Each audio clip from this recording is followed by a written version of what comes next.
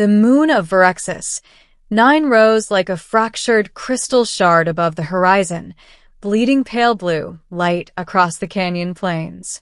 Captain Jalen Rice stepped off the ramp of the shuttle, his boots crunching in the dust that shimmered faintly with bioluminescent spores.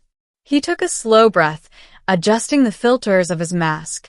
Everything about this world was meant to unsettle human senses.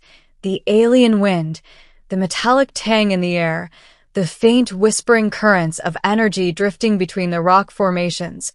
But Jalen Rice wasn't easily shaken. Behind him, the rest of the expedition team remained inside the ship, anxiously watching from behind reinforced windows. No one volunteered to accompany him. They all knew why. Verexis 9 was not just a research site.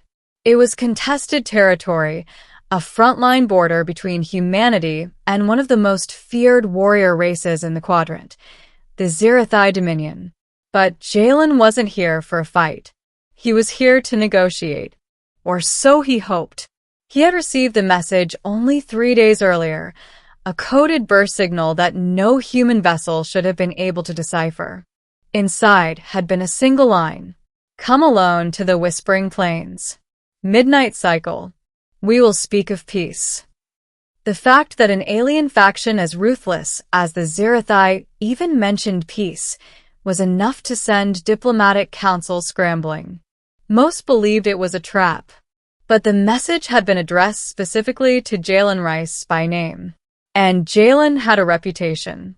He had survived 3 border skirmishes, 2 ship crashes, and a direct encounter with the infamous Zirathi commander Virelia Karun, an encounter no one knew the details of.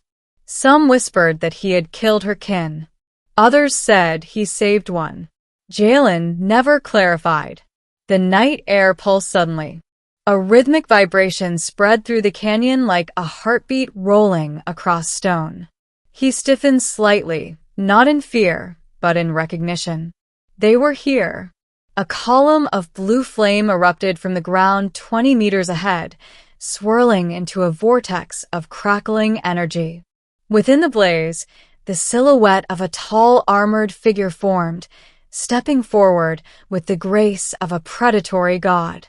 She emerged fully from the portal, her obsidian armor gleaming like liquid metal. She was easily 7 feet tall, built with the imposing physicality of the Zirathi elite. Her crest-like head armor swept back like the edge of a blade, and 4 luminous eyes focused on him, glowing gold in the moonlight. Commander Virelia Karun. Jalen felt the faintest shift in the wind as she approached. The temperature dipped a few degrees. The bioluminescent spores dimmed, retreating from her presence. For a long moment, neither spoke.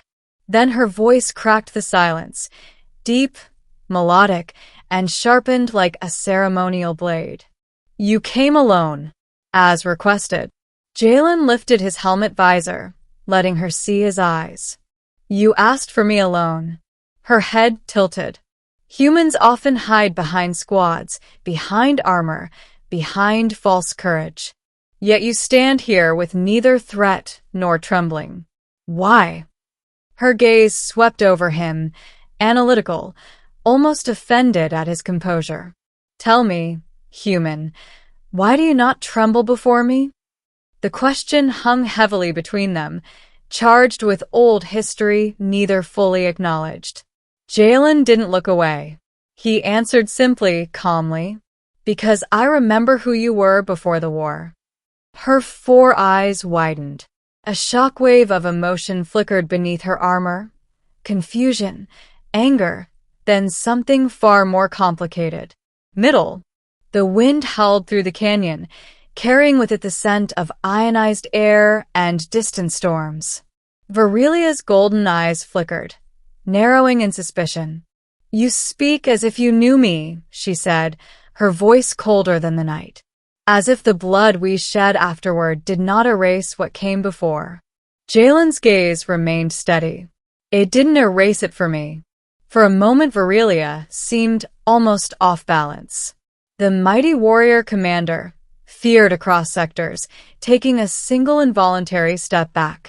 Her armor plates rippled, shifting in response to her rising tension.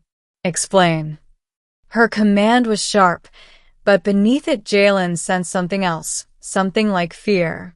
It's simple, he said. Years ago, before the Dominion declared humans an enemy, before all the battles, I met a Xerathi warrior who spared my life. Not out of weakness, not out of pity, but out of principle. His voice dropped. I remember her.